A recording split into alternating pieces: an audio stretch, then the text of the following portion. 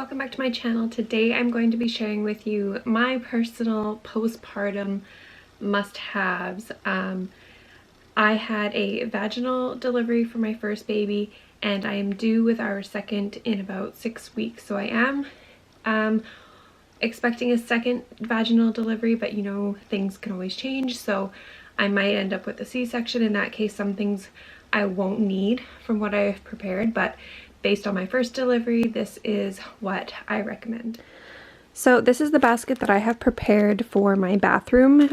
We do have an ensuite bathroom, so this is what I am keeping in there. I have just some Overnite large pads. This is what I did use with Rylan. They worked just fine. I do have more under the sink, but these are just the ones that I have pulled out. And then I'm also going to try Depends this time around, instead of the large hospital underwear that they give you with the pads. I'm going to try these first, and if I like it, then I'll probably stick with this. I did read that sometimes you still need to add another pad to them. I'll show you what they look like if you've never seen Depends before. So this is what they look like. Super attractive.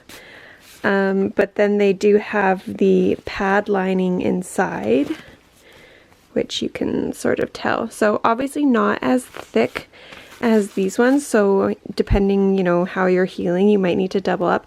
Those first few days are brutal when it comes to postpartum bleeding.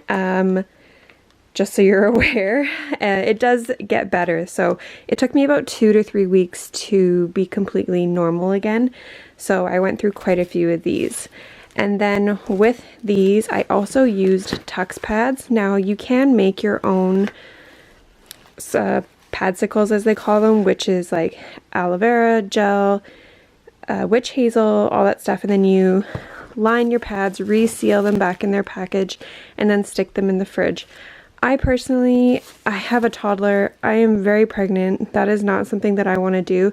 So I am just using Tux pads, which come in a little container. This one's not open yet, so I don't want to open it, but they're just little circular rounds that have the exact same ingredients, and you can put them in the fridge.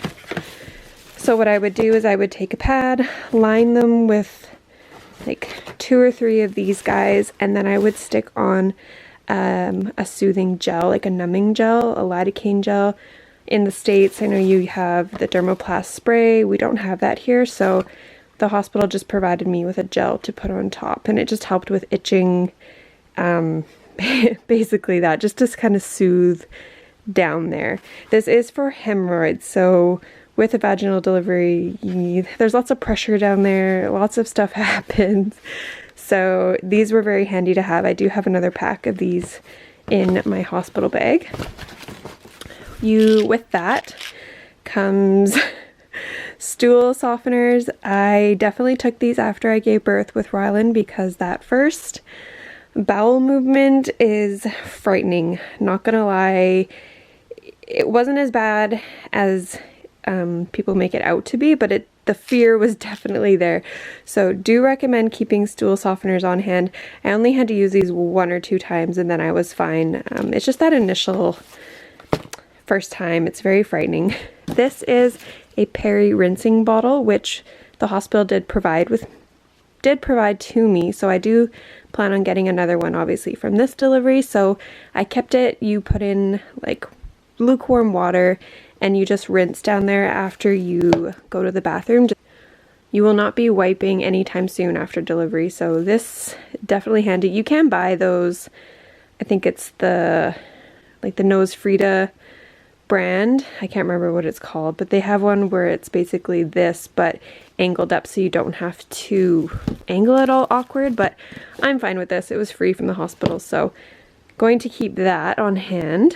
This is basically what I'm going to keep in the bathroom. I might actually put another pair of like large granny panties just in case there's any leaking or anything like that. I can just deal with that in the bathroom. I don't have to get up, go to my dresser, get another pair, and then go back. So I will keep some underwear in here as well.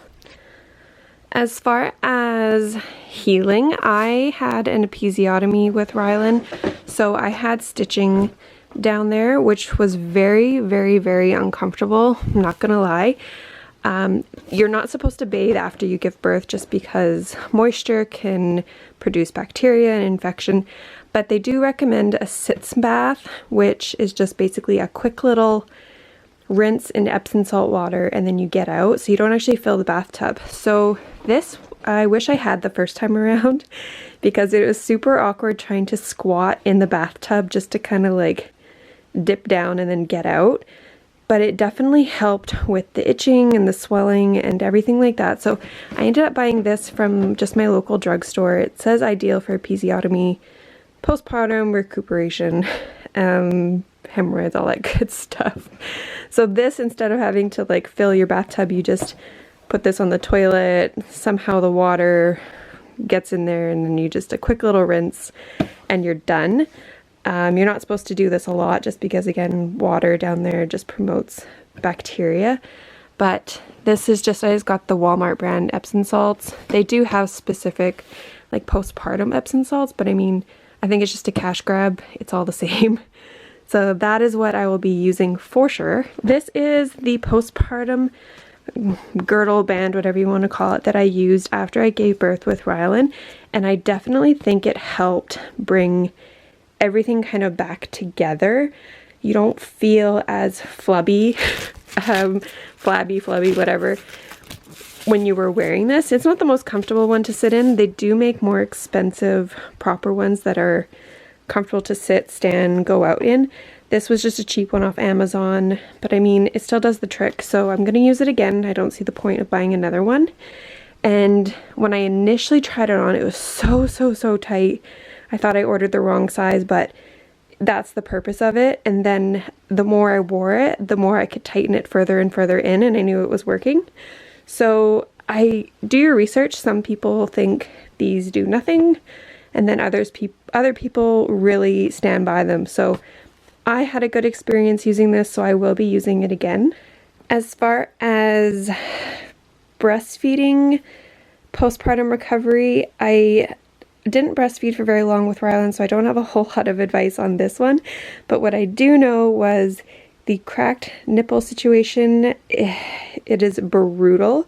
So I do have this nipple cream. I found it was useful the first time around, and then the breast pads that you stick into your bra or your nursing bra or sleep bra, and it just helps with leaking. I 100% leaked in the middle of the night. I think it was after my milk came in on the second or third day, and I was just drenched, and I thought I had woken up with night sweats, but it actually ended up being milk, and I didn't know that I needed to use these.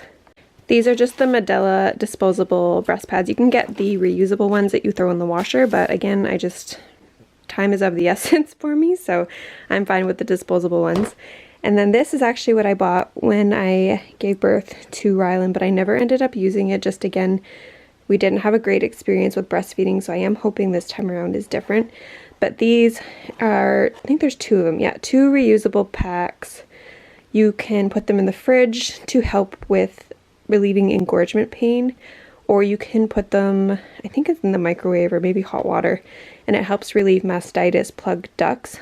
And then I think it says the warm water also reduces time spending pumping. So I will try to use these if we are successful with breastfeeding. So these kind of go with my breastfeeding kit.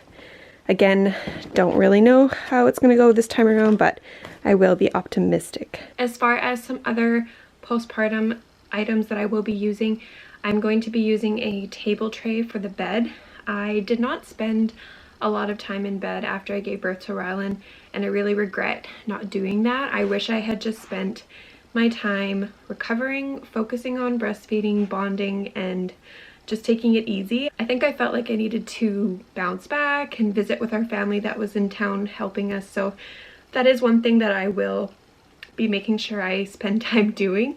So I have a table tray just to make life a little bit easier in bed, and I think that would help with C-section as well. And then of course, as far as pain management, I'll just be using Tylenol, acetaminophen as far as that. But I mean, that's pretty straightforward when it comes to postpartum healing. It's a messy situation, but you get through it. It only takes a few weeks, so you just gotta get through those first initial days where it's really brutal, and then it starts to be normal, and then you start getting back to like completely normal after those first few weeks. So I'm dreading the recovery process, but knowing that, you know, it is temporary will help me get through it, whereas the first time around you don't really know when it's going to end and when your hormones are back to being leveled out and when you're feeling less swollen and uncomfortable down there. So I do think this will be a very different experience, but also the same in terms of healing. So obviously, if you have a C-section, or, you know, you didn't tear or have an episiotomy, maybe you don't need certain items that I have talked about, but these are just things that I used the first time and will definitely be using the second time. So hopefully you found some of this information helpful, and stay tuned for my baby haul video. Thanks so much for watching.